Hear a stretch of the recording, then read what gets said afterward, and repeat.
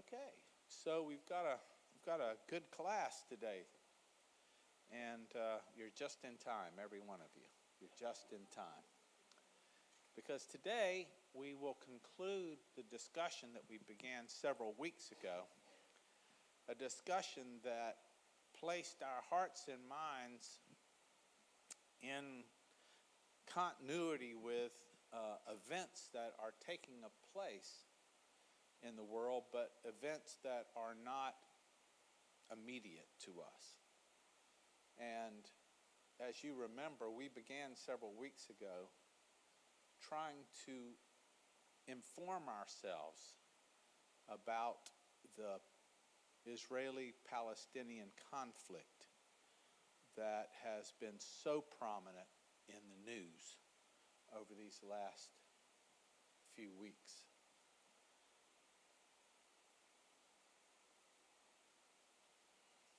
I'm just signaling Mary Jane to come on in. Those events have arrested our imagination, not in the good sense, in the sense that what we have witnessed from afar has been shocking, horrifying, frightening. But we've also experienced residual events in our own country about which we have been forced to think about and acknowledge and contend with. And so today I want to talk about a subject that is seldom addressed in church, seldom spoken of as a matter of spiritual discernment, a matter that a lot of folks have never ever even heard a sermon on, much less a Bible study. And that has to do with war and peace. How is all that supposed to work for us?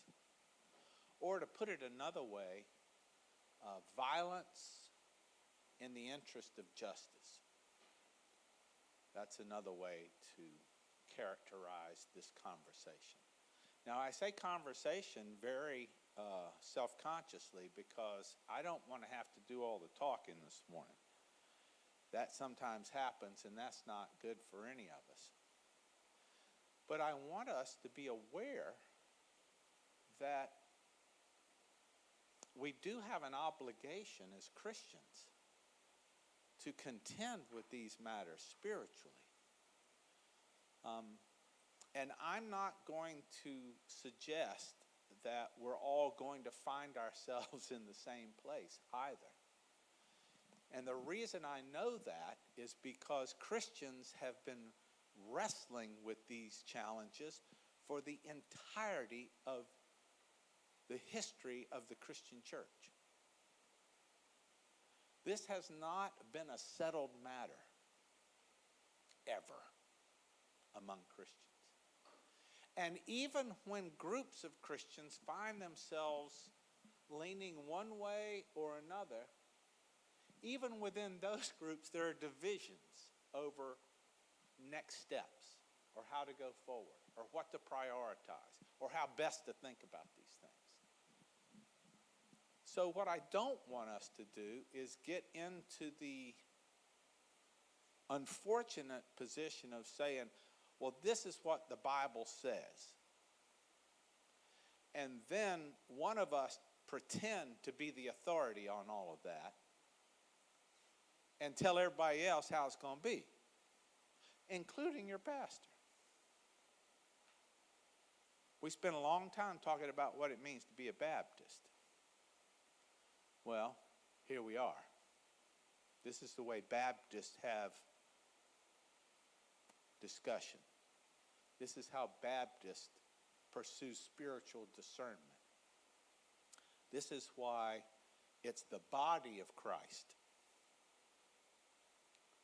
And so we are going to deliberate this in our own hearts and minds. Now, everything we say, I presume, will be predicated on what we understand the Bible to say.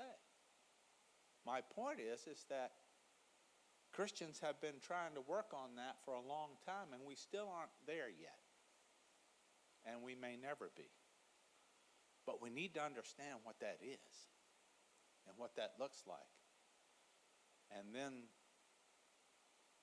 with the help of the Holy Spirit, do our best to do our best in such things.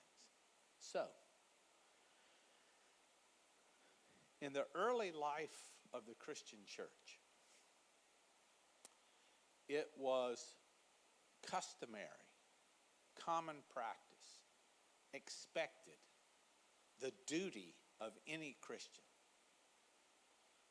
not to take up arms, not to join with the government or the army or the military or the police. Christians were functioning as a vast minority in a Roman Empire, an empire that was characterized by loyalty to the emperor. And in order to express one's loyalty to the emperor, what did you have to do?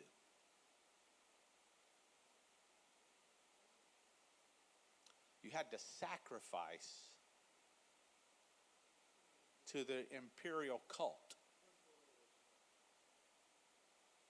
And so Christians made a very, very precarious choice not to involve themselves in any Roman office, including the military, for fear that they would be required to make sacrifice to a god that was not their own. That was part of it. And so for the 300 and some years that Christianity was essentially illegal, or essentially outside the bounds of the common life of the Roman Empire, they lived in tension with the powers that be. If you read the book of Revelation, it's pretty obvious. Time and time and time and time again, what's going on in the book of Revelation is an expression of the tension between the early church and Rome. Now, it doesn't mean that what he's talking about there doesn't have prophetic implications for later. But the situation on the ground, so to speak, that John's vision on the island of Patmos is describing is the political and social circumstance of the early church and its relationship to Roman power. So that's the first thing to say. The second thing to say is that even though Revelation is clearly making of Rome Babylon, at the same time, the Apostle Paul, who is a citizen of Rome, is also advocating that Christians operate lawfully under the authority of their own government. I just mentioned those two things so that we're aware that in the scriptures themselves, there's this strange tension between resisting and loyalty in the context of what's going on in the life of the early church. And the shape that that takes, for the most part, in the first 300 and some years of the early church, is for Christians to resist any call to participate in the Roman military or to be a part of any institution of authority that has the responsibility to defend the empire. Okay, so that's the first 300 and some years, but something strange happens in the middle of the 4th century AD. The emperor becomes a Christian. Emperor Constantine comes to power. By the way, he comes to power in a very violent manner. Civil war is basically what it is. I mean, in those days, they didn't have a great succession plan in the Roman Empire. And Diocletian, remember Diocletian? Diocletian was the emperor who really officially persecuted the Christians. And he set up tetrarchs. He set up 4 major generals to run the empire. They were like little emperors. But when he died, it's like, well, who's going to be in charge? Is it going to be his son? Is it going to be the general? Well, we're going to have a contest. And they just fight each other until one of them wins, and Constantine wins. But as Constantine is winning, or on the verge of winning, he has a vision. A vision in the sky of the cross above the sun. By this sign you will conquer. Boom. Now Constantine, and there are many accounts of this, so I'm just giving you the most customary one. So now Constantine is persuaded, because it was Roman practice that you went to the God you thought was most helpful to pray before you went into battle. And that's exactly what he did. And when he did, he won. And when he won, he's like, that's the guy. We're going with him. Now, that's not all that contributed to Constantine's support of Christianity, but he becomes a Christian. Secondly, he has this empire that stretches all the way from the Atlantic across North Africa, across Asia, east and west, and, well, at least to the Euphrates at a minimum. And he's trying to bring this thing into some kind of order, because now he is the singular emperor. There's not 4 of them. So he moves his empire, he moves the seat of his empire from Rome to modern-day Istanbul. It was called Constantinople after he did that. And it's the headquarters of the entire empire. Now it's in the center of the empire, not in the west. And he's trying to bring this whole thing into order. And he has this bright idea that, there's one emperor now. So why not one emperor, one God? Which one we're going to go with? We're going to go with the one that helped me win these battles in that vision. So now he's like, hey, these Christians, they have leaders all over the empire. Let's get them together. And let's see if we can get them to agree on what we're all going to say we're doing. And so they get together, and out of that comes what we today refer to as the Nicene Creed. It's a statement. It's a general statement of what Christians believe. And so now, what do we have? We got an emperor. We've got a God, one God. We've got a leadership structure all across the empire. They're called bishops. And for the most part, we're operating in one language, sometimes two, because when you're in the West, you have to use Latin. But from where he is, most of it's in Greek. Well, so Constantine goes on to rule for, I think he's had the second longest reign other than Augustus Caesar.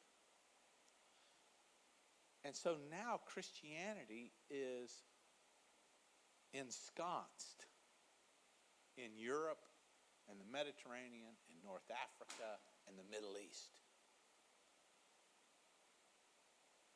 So now Christians who before resisted joining the government or resisted joining the military or resisted being a part of anything to do with the empire now are operating in positions of responsibility, power, and authority.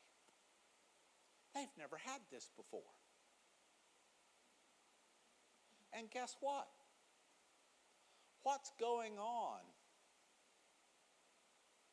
the edges, the northern edges of the empire?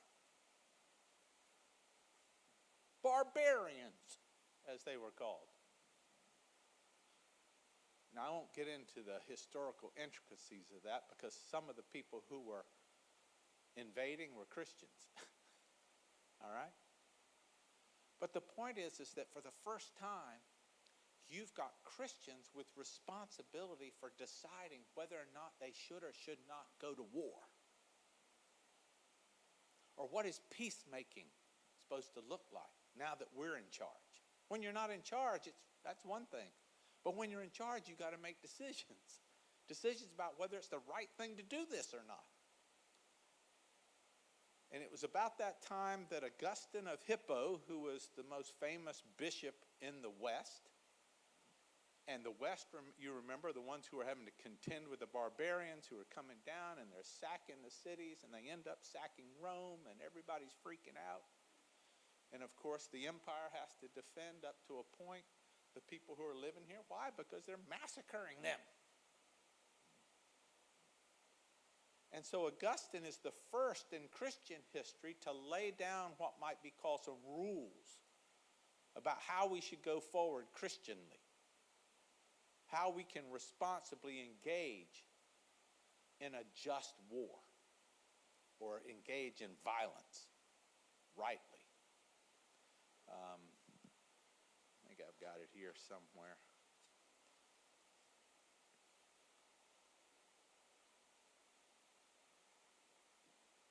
So, he says, what is here required is not a bodily action, but an inward disposition.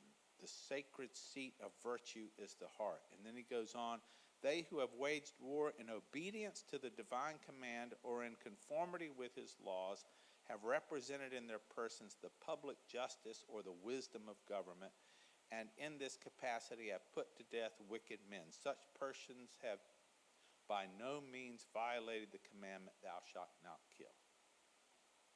You see, it was easy.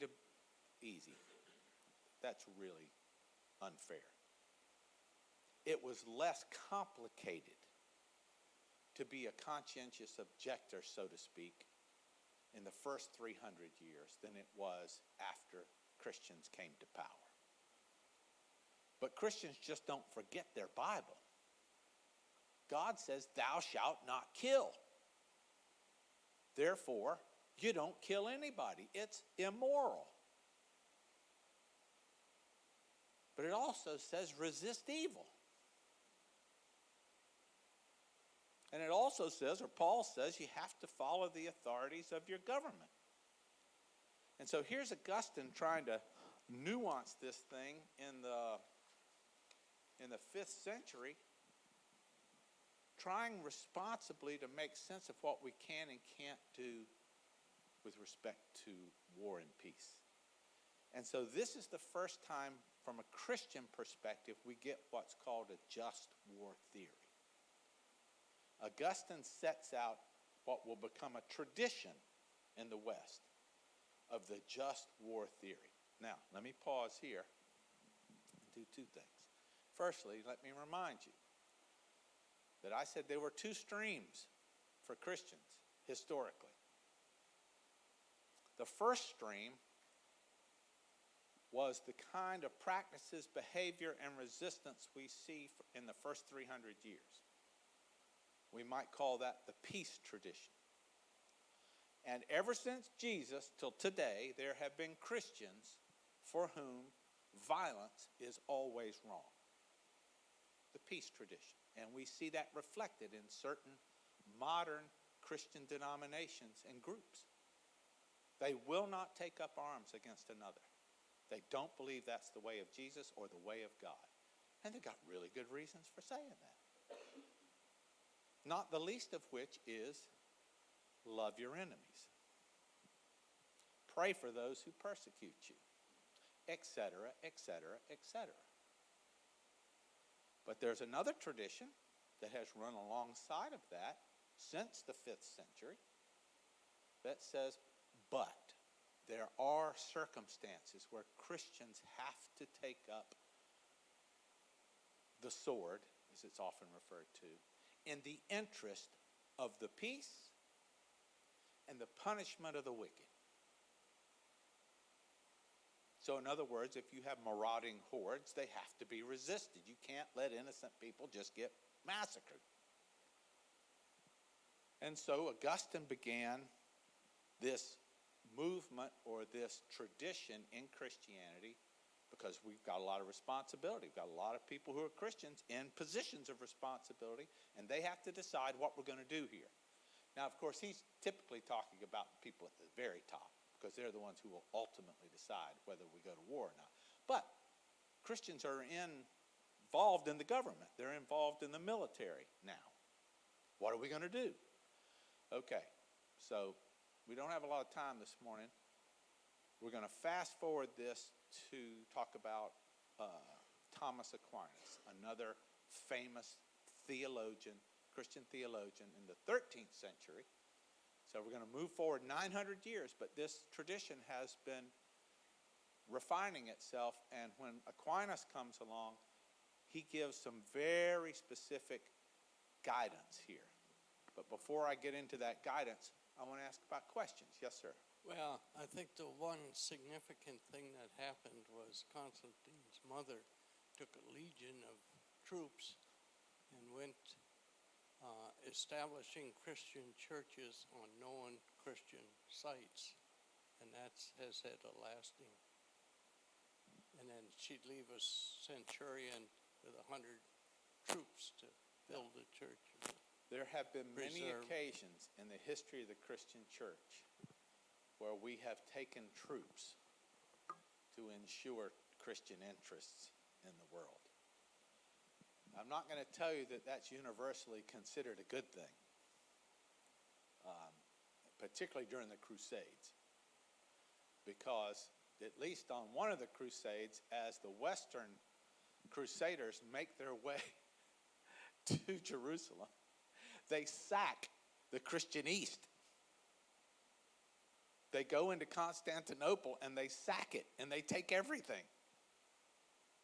Let's just say it caused some tension between Eastern and Western Christianity for a long, long, long time. A long time. But we're not going to get into the mire of the Crusades today. That's a whole nother thing. What I'm interested in us thinking about and us reflecting on is that there have been serious efforts on the part of Christians for a long time to set limits to violence. Now, thou shalt not kill is a limit. But of course, most folks interpret that, thou shalt not murder. Okay. But when you get into the law of the Old Testament, Jesus reflects on this. You have heard that it is said, an eye for an eye, a tooth for a tooth. But I say, well, the old law, the eye for an eye language, tooth for a tooth language, that was a limit. God had set down a limit in his law. So if somebody outs your eye, then the just thing is to take theirs. Not to take their eye and their left hand and their right foot or their home or their goats. You don't get to do that. And then Jesus reinterprets it or extends it. Stuff we have to struggle with.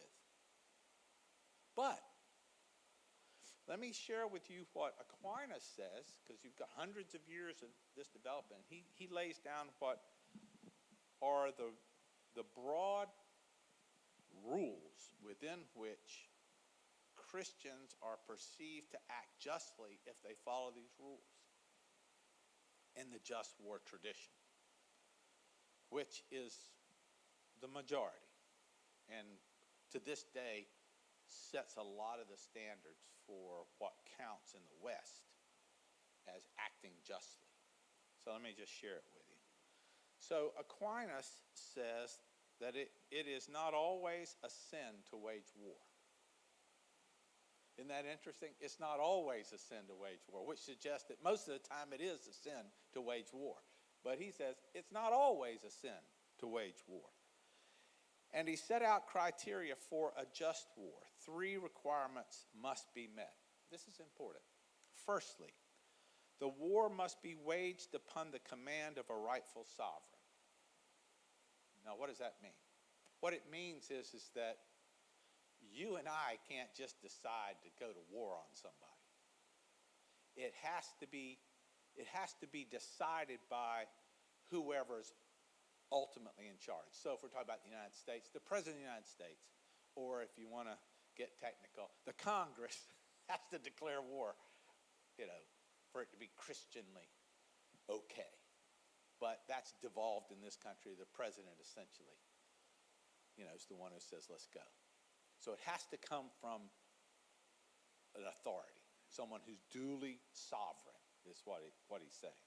And of course, this is the Middle Ages. So we're talking about the king or the queen. The king has to decide first. That's the first thing. Secondly, the war needs to be waged for a just cause. In other words, it can't be for the purpose of, the king can't say, well, I want, these lands, so let's just go take them. Now, of course, you'll see kings all throughout the medieval period finding a way to justify doing so, because they did this to my grandfather, or they took it away from my great-great-grandfather. I was, oh my goodness. I mean, you look at just the battles between England and France and England and Ireland, and it just goes one after another, and they all try to justify why they're doing it. It's not like they just say, well, because I want to. No, they've got some grievance or something has happened in the past that they're trying to put right. But theoretically, the war needs to be waged for a just cause on account of some wrong the attacked have committed. All right? Thirdly, warriors must have the right intent, namely to promote good and avoid evil. In other words, we're going to perpetrate good, not evil. In other words, we're trying to stop something that is bad. That has to be the motivation, is we're going to stop something that's terrible. And I'll read just a little bit more of this. Aquinas came to the conclusion that a just war could be offensive and that injustice should not be tolerated so as to avoid war. In other words, if there's some unjust something going on, then you need to go after that. That's okay, if it's going to lead to war. Nevertheless, Aquinas argued that violence must only be used, this is important, as a last resort. It is not the first thing you do, or the second thing you do, or the third thing you do. It is the last thing you do. All other means must be exhausted. So this kind of set the framework for the second tradition. The first tradition, Christians Well, there are no circumstances where violence is okay. That's the peace tradition. And we know that during the First and Second World Wars, we had conscientious objectors. Those conscientious objectors, most of the time it was rooted in their religious perspective, and most of the time those were Christians from various traditions. I mean, the Amish, for example. But the other tradition, which has been the predominant, most Christians have fallen under this category, which is, may not have known it, but these are the categories in which we've typically operated, and that's the just war concept. And this has continued to develop since the time of Aquinas, to the point that we have some pretty straightforward criteria. And that criteria has come to dominate much of the Western reflection on the use of violence. So there's two categories in the just war tradition. There's the category that addresses what gives you the right to go to war. All right? In other words, what's the criteria for you being able to say, okay, it's the right time to do this? That's the first criteria. The second criteria is how ought one to execute those responsibilities in war. So the first is what authorizes you to go to war. The second one is how you should conduct yourself when in war. And I'll go over these quickly because I'd like for us to have a time to chat. So again, it's got to come from a competent authority. There has to be probability of success. In other words, it's wrong to throw all of your military at something where they're just going to get slaughtered. You have to have some idea that you can win this thing, or you don't do it. It has to be last resort. In other words, it can't be your first thought, second thought, third thought. It has to be the last resort to deal with the evil, violence, or injustice. It has to be a just cause. The reason for going to war needs to be just and cannot therefore be solely for recapturing things taken or punishing people who have done wrong. Okay? Innocent life must be in imminent danger, and intervention must be to protect life. Then, how are we to conduct ourselves in war? That's the second half of this. Just war conduct should be governed by the principle of distinction. The acts of war should be directed towards enemy combatants and not towards non-combatants caught in circumstances they did not create. The prohibited acts include bombing civilian residential areas that include no legitimate military targets. See, that's where the controversy, are they or aren't they legitimate military targets? I didn't say we could solve the problem today. I'm just telling you these are the criteria that people are wrestling with. And that's a big one. You know, the targets, if there are civilians there, you can't do that unless they're legitimate military targets. So people are debating now, are the Hamas headquarters underneath a hospital a legitimate target? People are going to disagree about that. At least they're disagreeing about it, you know. At least they're taking this seriously. That's important. Proportionality, that's back to the eye for an eye. In other words, if they kill 10 of you, you can't kill 100 of them. I mean, that's one way to put it statistically. I mean, proportionality can be measured in lots of ways, but it has to be a proportionate response. It can't be, 10 times, 50 times, 100 times greater than what they did to you. Military necessity. Just war conduct should be governed by the principle of military necessity. An attack or action must be intended to help in the defeat of the enemy. It must be an attack on a legitimate military objective, and the harm caused to civilians or civilian property must be proportional and not excessive in relation to the concrete and direct military advantage anticipated. Fair treatment of prisoners of war. So if you capture someone, you have to treat them well. And And of course, there's a third piece to this we won't spend time on today, and that's you got to have some notion of what's the end game here. What's going to happen after this is all over? Now, again, two traditions: the peace tradition, the just war tradition. The peace tradition has been the vast minority position in the church since the 5th century. But up until that point, it was the majority position of most Christians, was the peace tradition.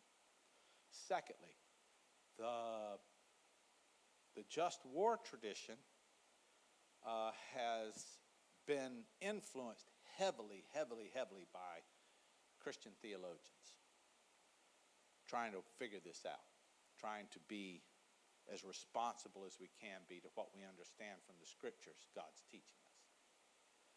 But what I just read to you, I would not characterize as the Christian way only. Christianity has had such an influence on the West that a lot of Western entities, United Nations, NATO, Western powers, they at least give lip service to this framework. I'm not saying they necessarily follow it all the time, but at least they give lip service to it, and sometimes governments really wrestle with this. Sometimes they blow right through it. So, that's an awful lot, but I wanted to just get it on the table for everyone in your reflection, our reflection about, how do we, sitting in our armchair at home watching stuff where just getting reliable information is not easy. You got to read like 6 different publications to get a sense of, all right, where are we really in all this? Because let's not fool ourselves. Propaganda reigns. So questions? Question? Okay, so you've laid out 2 different positions that Christians have had. There's the peace tradition, which is pretty black and white, right? Under no circumstances go to war. And then there's the just war tradition. Is there a third tradition, or is there a third way? That's the first part of my question.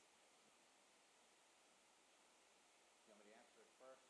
Go to the second part. So the second part is, assuming there's not a third way, right? As a Christian, and you're in the military, we'll take, the Second Gulf War as an example. There were no weapons of mass destruction. The intelligence, if you can call it that, upon which that was based was very weak, and stronger intelligence was ignored that said the opposite. You can disagree with me, whoever's listening. I don't care. We didn't need to go there. It was under false pretenses. It was not a just war. Now, you're a soldier in the U.S. Army at this time. What is a Christian to do in a situation like that? He can't disobey his orders, right? Yeah, so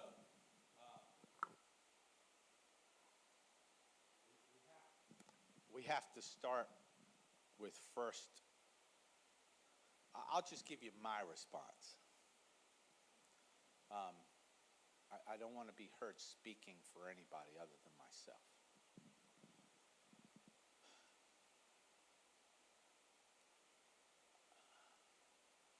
The role of conscience is central to our understanding of our responsibility to ourselves and to God.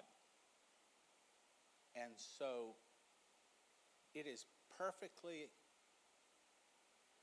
possible, in my view, for 2 persons, both of whom are serving faithfully, dutifully, and rightfully the United States military, for one to conclude, I cannot do this, and for another to conclude, I must do this, and both of them to have acted rightly. Now, you asked for a third way. I think that's a third way. And what I mean by that is, it's very possible that one person finds themselves or learns something that to their mind is sufficiently true for them to go, I can't do that. And for another to discover that it all lines up.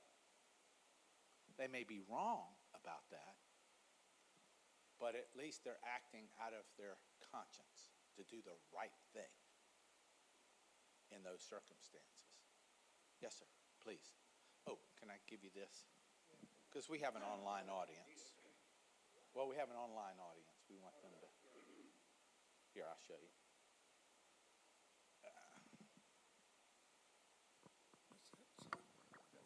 Okay, so the third way, Yeah. let's skip ahead to priesthood of the believer. Yes. We all agree on that. We all communicate directly with the Holy Spirit and with God. Right. God can convict us and Right. give us directions, Correct. which may or may not oppose our current environment. Correct. And we reserve the right, as a Christian, to follow God's guidance. Absolutely. Okay, take that, apply it to the military.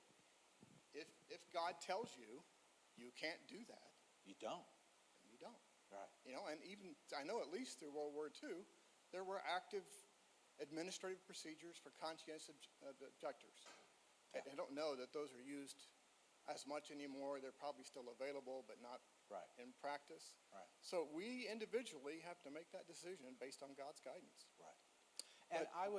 And what I was trying to express is a species of exactly that theological truth about who we are in the priesthood of the believer, our own conscience, and how that functions in relationship to all that we do, led by God's Spirit. Now, the difficulty for us, oftentimes, is that we very quickly want to move to a place where we think we can make those decisions for everybody else. Well, that's the second half of what I was going to say. Yeah. We are individually accountable. We're not accountable for what our government does. Not accountable for decisions that they make.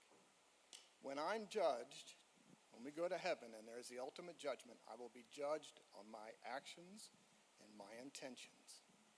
And it's also possible, and this is really important to remember. Folks, we live in a fallen world. And this side of heaven, there's a sense in which we're all trying to do the best we can. Which means our knowledge may oftentimes be incomplete, corrupt, misled, a function of propaganda. We have to be discriminating as Christians. We have to work hard to understand what the, quote, real deal is. And we may find ourselves in different places. So let's say we do.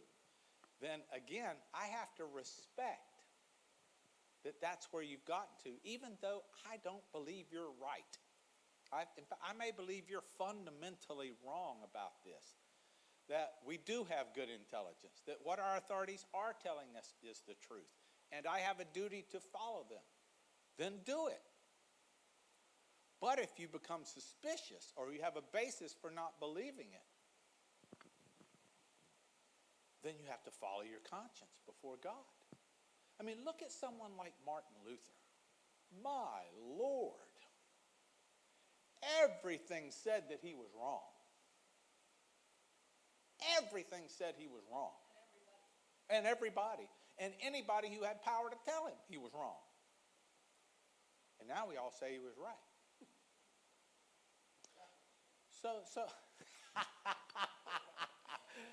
yes, you are correct. But I think there's a couple of other things to consider.